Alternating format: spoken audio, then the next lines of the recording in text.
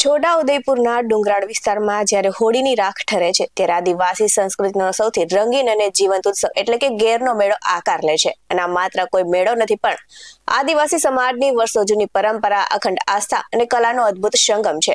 તો ઢોલ નગારાના તાલે થિરકતા ગરૈયાઓ અને સાથે જ પરંપરાગત વેશભૂષામાં અને માનતા પૂરી કરવા માટેની અતૂટ શ્રદ્ધા વચ્ચે કવાંટનો આ મેળો આજે વિશ્વભરમાં પ્રવાસીઓ માટે આકર્ષણનું કેન્દ્ર બન્યો છે. તો આધુનિકતાના યુગમાં પણ પોતાની સંસ્કૃતિને સાચવી રાખતા આદિવાસી સમાજની એક અનોખી વિરાસત છે. ત્યારે આ વખતે કેરના મેળામાં કેવો રાજકીય રંગ જામ્યો છે, જોઈએ આજના અહેવાલમાં. નમસ્કાર દર્શક મિત્રો, BES9 TV ન્યૂઝમાં આપની સાથે હું છું નેહા પટેલ.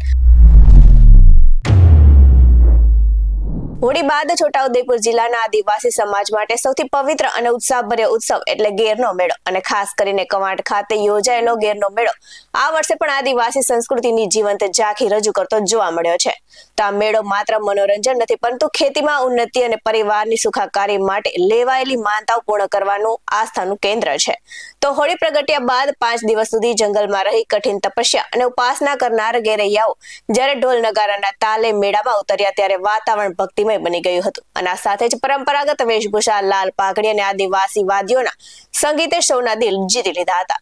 તો આ વર્ષે મેળામાં રાજકીય રંગ જોવા મળ્યો હતો અને છોટાઉદેપુરના સાંસદ જસુ રાઠવાએ તેમના સમર્થકોને ખભા પર બેસાડી અને મેળામાં ઘુમાવ્યા હતા. અને આ સાથે તો બીજી તરફ ડેડિયાપાડાના ધારાસભ્ય ચેતર વસાવાએ પણ પોતાના સમર્થકો સાથે મેળાની મુલાકાત લઈ આદિવાસી પરંપરાને બિરદાવી હતી. તો હજારોની સંખ્યામાં ઉમટેલી જનમેદનીને ધ્યાનમાં રાખીને જિલ્લા પોલીસ વડા ઇમ્તિયાઝ શેખ દ્વારા ચુસ્ત સુરક્ષા બંદોબસ્ત ગોઠવવામાં આવ્યો હતો અને કોઈ પણ અનિચ્છનીય બનાવ વગર મેળો શાંતિપૂર્ણ રીતે પૂરો થયો હતો. તો કવાંટનો આ મેળો ફરી એકવાર સાબિત કરે છે કે આધુનિક યુગમાં પણ આદિવાસી સમાજ પોતાના મૂળ અને સંસ્કૃતિને કેટલીક મજબૂતાઈથી વળગી રહ્યો છે.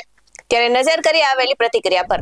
આજે હજારો વર્ષ જૂની આદિવાસી સંસ્કૃતિને બચાવવા માટે ગેરના મેળામાં અમે અમારી ફરજ પ્રમાણે આવ્યા છે.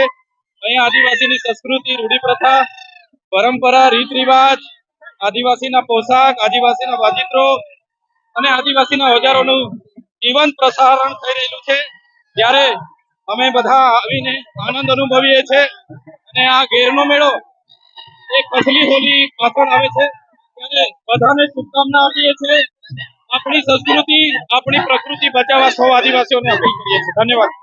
ગામ પટવાણી અમારે હોળી અમારે બાપ દાદાથી વર્ષોથી ઊંઝાતા આવતા હોળીને અમે ઉજવવા માટે તૈયાર થયેલ છે. આવી જ રીતે દર વર્ષે તૈયાર થતા હોય છે હોળીઓ માટે.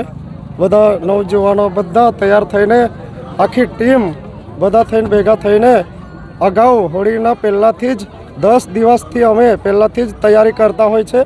પછી હોળીના દિવસે અમારા બધા વાજેતરા અને પીસી અને ઘૂઘરા બાંધીને બધા શણગાર થઈને અમે હોળીમાં જતા હોય છે.